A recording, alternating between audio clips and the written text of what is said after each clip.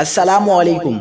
नामूर पाकिस्तानी सहाफ़ी और साबिक निगरां वफाकी वज़ीर आरिफ निज़ामी इंतकाल कर गए। आरिफ निज़ामी कौन थे, इंतकाल कैसे हुआ, आज की वीडियो में तमाम तफसीलात शेयर करेंगे।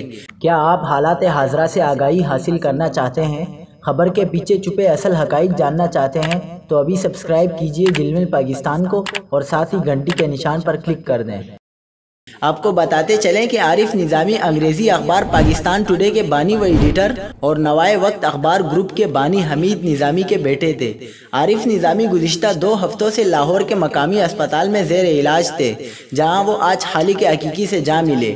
आरिफ निज़ामी के बांजे बाबर निज़ामी ने भी सीनियर सहाफ़ी के इंतकाल की तस्दीक करते हुए बताया कि वो आर्ज़ाए क़ल्ब में मुब्तला थे।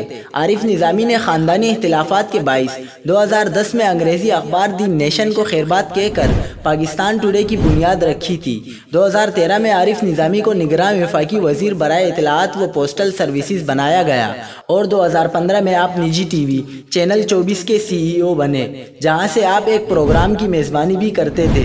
वज़ीर-ए-आज़म इमरान खान और वफाकी वज़ीर बराए इत्तलाआत व नशरियात फवाद चौधरी ने आरिफ निज़ामी के इंतकाल पर दुख का इजहार करते हुए उनके दर्जात की बुलंदी के लिए दुआ की है।